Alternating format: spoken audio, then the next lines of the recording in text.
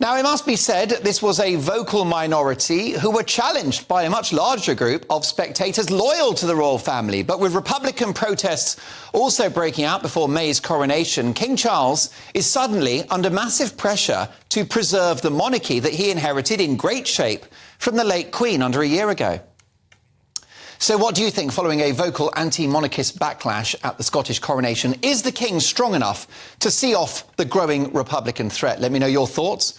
Email me, dan@gbnews.com, or tweet me @gbnews. And whilst you're there, please vote in the poll. I'll bring you the results of that shortly. But to debate this now, I'm delighted to welcome anti-monarchy campaigner Riz Posnet, who is up in Edinburgh right now, and former aide to Margaret Thatcher, Niall Gardner. Riz Posnet, what's the problem with King Charles? He's doing a great job. I mean, I can come to all of that, right? To be clear, our issue is not even specifically with King Charles, it's with the monarchy, the British monarchy as an institution. But just to clarify quickly first, you said vocal minority. That's just subjectively untrue. You can look up the pictures, videos yourself. There were barely any people on the street supporting the king. And a massive demo. In fact, multiple different demos at different points along the route. The fact of the matter is, it was an embarrassment today, and it would be purely funny if it weren't for the fact that it was paid for by the taxpayer in an economy where we just can't afford that. However, Riz, don't you want a world-famous figure like King Charles representing the whole of the United Kingdom, including Scotland? After all, who's heard of these obscure presidents? Could you name me the president of Germany or the president of Ireland?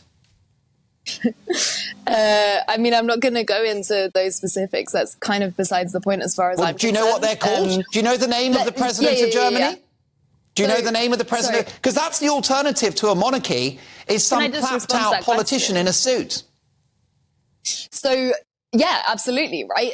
Charles is, well, I'm not sure infamous. I mean, in Britain, sure, people know who he is. People across the world knew who the Queen was, but that's besides the point. Like, we can talk about this specific person, but the reality is a monarchy in modern Britain is not justifiable.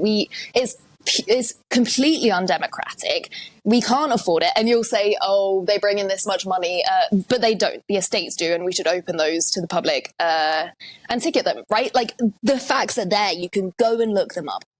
It costs us so much money. We can't afford it. And besides all of that, it's completely undemocratic in the first place. We should have an elected head of state who can represent the interests of British people, because Charles has shown that he can't do that. We've seen him intervene in politics consistently, even before he became king, just for his pet projects, anything from like the medicine with needles, whatever it's called, to like environmental stuff. And that's not like wide-scale climate change. That's just like pet projects. He's not a good political figure, and it's completely inaccurate to say that he has no influence over politics. We could do so much better with an elected head of state who is representing British people both domestically and on a global stage. And we shouldn't be proud of him. He's embarrassing. Riz, be careful what you wish for. I'm surprised you don't like Charles. He's the most woke monarch we've ever had, particularly in relation to his obsession with net zero. Get rid of him at your peril. Niall Gardner, the case for a king.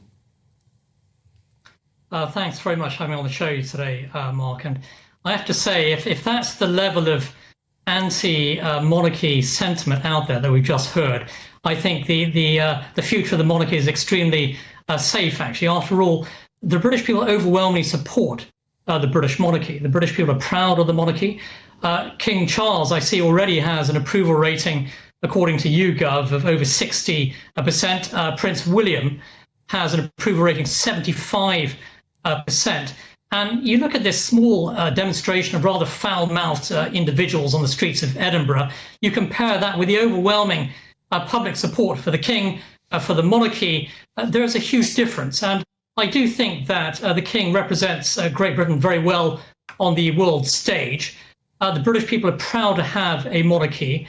The British monarchy is widely admired across the world. And I think the king and also, of course, Prince William are outstanding representatives for the monarchy. They follow in the footsteps of the Queen. And I do think that Great Britain's prestige, its image on the world stage is greatly enhanced, actually, by the monarchy and by the royal family. And we should be proud of the royal family, proud of the monarchy, what it stands for. And if you look at those who oppose the monarchy, I have to say a very small minority of the population, really. And you look at what they're saying, a lot of it's just completely incomprehensible, driven by outright hatred, rudeness, vulgarity that we saw today on the streets of Edinburgh. You compare that with the tremendous, I think, heart of service that you see from the royal family, exemplified, I think, especially by Prince William, next in line for the throne. And you look at the heart of service for the British people, for the British nation, and you compare and contrast that with the kind of, I would say, outright nastiness and unpleasantness of some of those who represent the anti-monarchy movement. I think there's a very stark contrast between the two.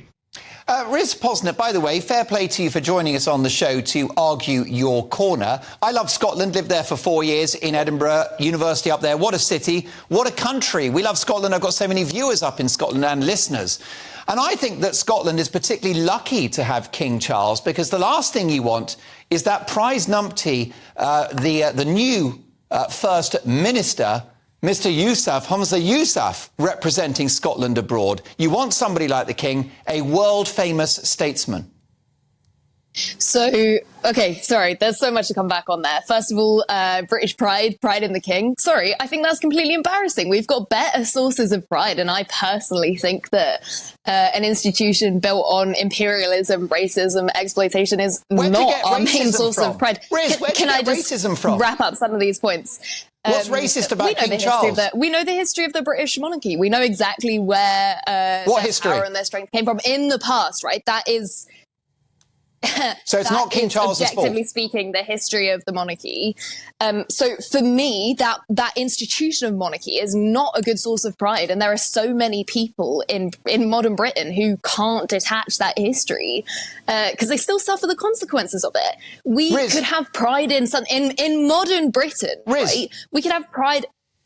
Don't you want the great people of Scotland to be properly represented abroad? Okay, if you've got the King, who travels, for example, to Paris. He's going to the Élysée Palace. If King Charles goes to America, he will stay at the White House. If it was a president, they'd be at a Holiday Inn Express. The point is that our King brings soft diplomatic power, recognition, and is a huge selling point for this country as a brand. So that's what I was getting at before you cut me off. Objectively untrue, right? People will say like, oh, everyone watched the coronation. Everyone loves the pomp and pageantry. They did. People abroad, hang on, think it's funny. We're pathetic on the global stage. Britain is in massive decline. And the solution to being significant, to providing solutions in the future is not going back to the past and like rehearsing the same old rubbish. By the way, Charles does not do a good job of representing us. Like, Niall, briefly, if you can, Niall. Respond to the utterly ignorant nonsense that we've just heard, actually. Just staggering levels of stupidity here being put forward. Great Britain is hugely respected on the world stage. The monarchy is hugely respected. This idea that Britain is in decline is complete and utter nonsense. This idea that Britain is a racist country or the monarchy is racist, complete and utter lies, disinformation here. Have you read a history book ever? Did you study history just out of interest? Just a quick one. The anti-British statements that we just heard are absolutely appalling and should be condemned. I'm not anti-British. I'm proud of my community that I organise with. I think British people are withstanding so many struggles. Riz, please allow Niall to finish, and I'll get you to have the last word. Niall, final thoughts, please. Yeah, final thoughts here. The monarchy is a great institution. It's been in place for over 1,000 years. We should be proud of what the monarchy represents.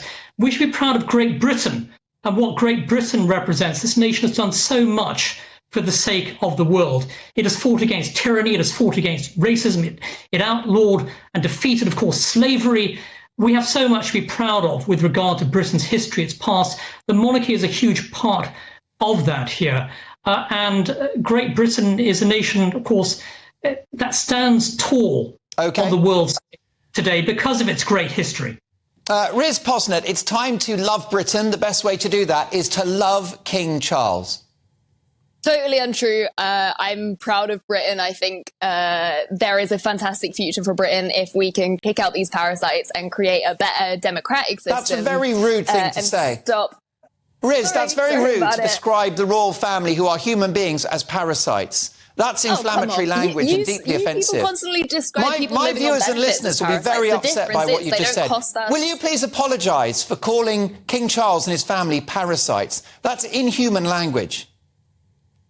Sorry, you take that back. That's language that's constantly used towards people who are living on benefits, who don't live in palaces on taxpayer money. No, absolutely not. You should that is exactly what they are. Your outrageous statements. Very rude. It's one of the most shocking things I've heard.